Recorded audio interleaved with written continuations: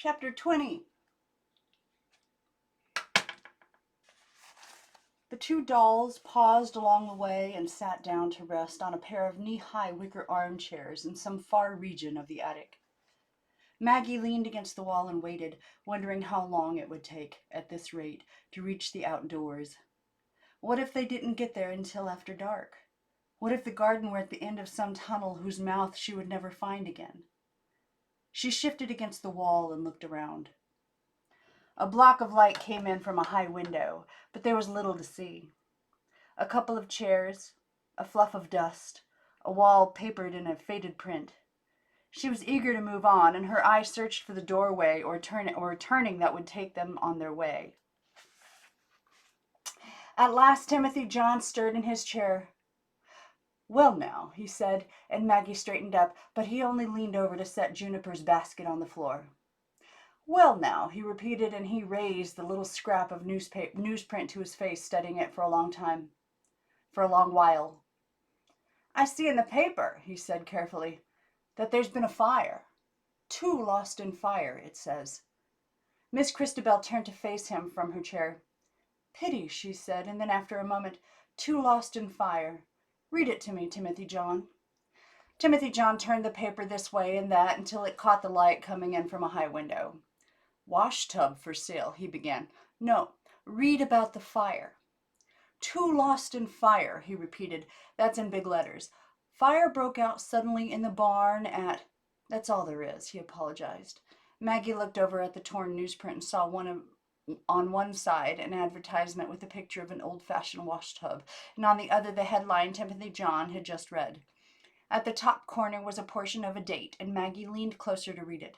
Wednesday, May 14th, 18-something. The rest was torn away. "Pity," Miss Christabel repeated.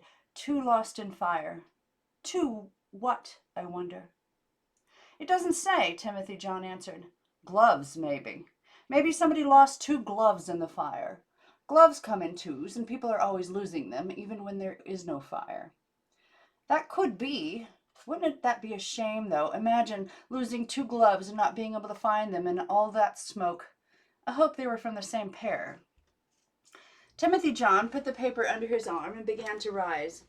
"Well," he said, and Maggie prepared to continue their trip to the garden, but he only moved Juniper's basket again, this time placing it in the square of light that lay on the floor like a white rug. "Sit down a bit, Maggie," he said, settling himself back in the wicker chair. "You must be tired after all that walking." "When are we going to the garden?" she asked, not moving. Timothy John turned his smiling face up to her. "What?" he asked. "The garden.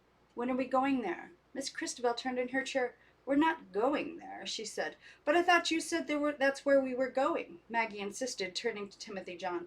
"You even put on your hat and everything." "We can't be going to the garden," he answered, "when we are already there." Maggie stared at him. Already there? This was the garden? This?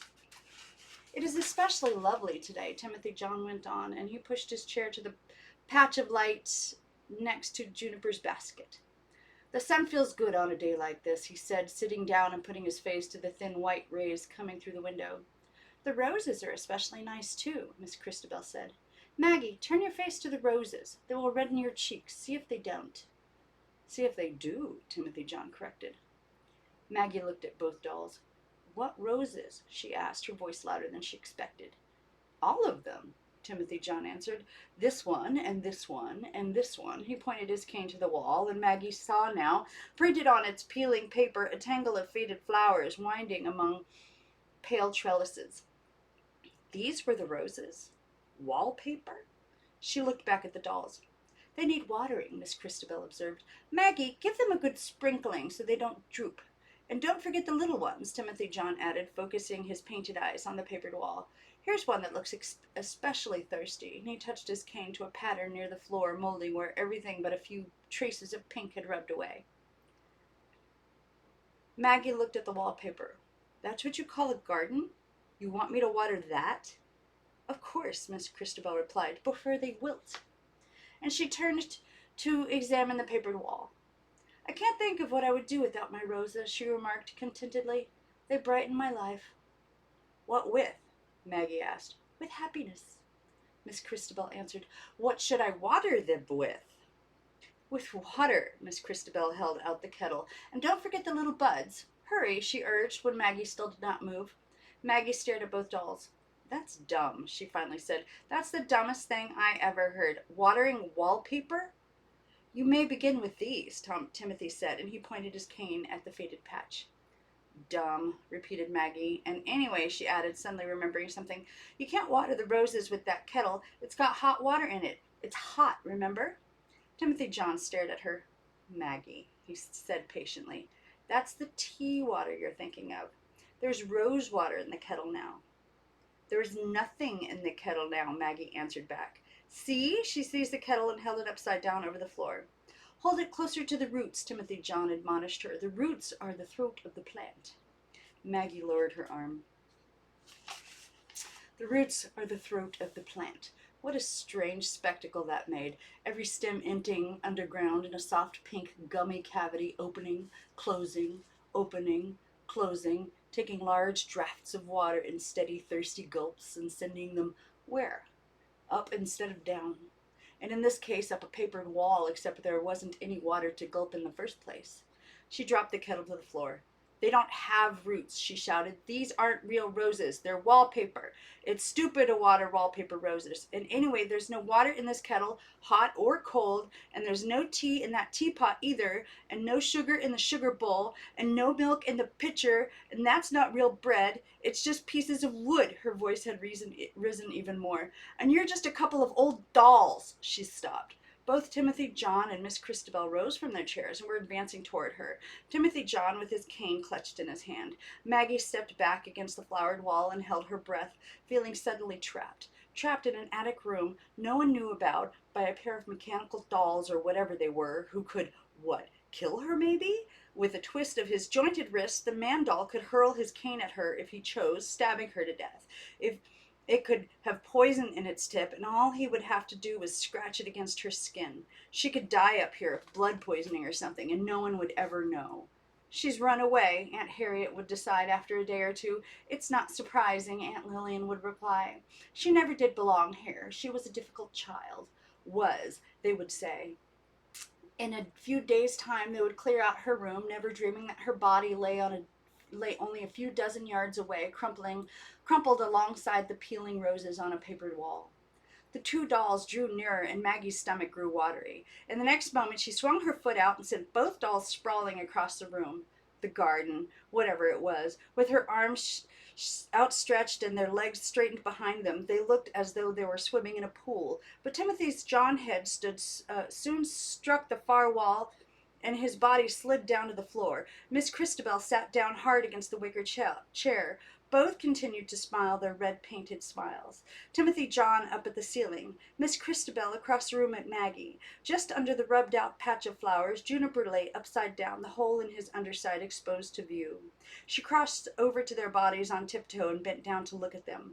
A long crack, clean as a wire, ran across Timothy John's forehead, and one of Miss Christabel's legs jutted out at a crazy angle from the hem of her skirt. Juniper was missing an ear. Maggie touched the man doll's body with the toe of her shoe, as though she were testing a dead bird, but he didn't stir. Neither doll stirred. Maybe she had broken them for good. Maybe she could pick them up now and hold them upside down. She could even take them apart if she liked and see what was inside. Maybe she would find in the hollow of each body some tiny mechanism, like the works of a music box, that had made them walk and talk or purr like a cat. Timothy John's body shifted suddenly on the floor, and he began to speak. I think, he said, his eyes still on the ceiling, she is the wrong one after all. The wrong one, Miss Christabel repeated from the legs of the chair. It seems odd, though. She seemed so right. We will have to wait for another. It is a pity, Miss Christabel sighed. We waited so long. It might be decades before another one came. Her voice faded on the last words and ran down like a phonograph suddenly shut off. After that, neither doll spoke. I don't care, Maggie shouted into the stillness. I don't want to be the right one. You're just a couple of old dolls. She began edging away retreating along the wall, along the narrow corridor, past the little room, around the wardrobe, and through the clusters of shrouded furniture in the attic until she reached the top of the stairs that would take her back to the empty room. "I don't play with dolls," she called back into the darkness. There came no answer, and it wasn't until she had felt her way down to the bottom of the steps that she heard anything at all. The voices, first of Aunt Lillian and then of Aunt Harriet. "Maggie,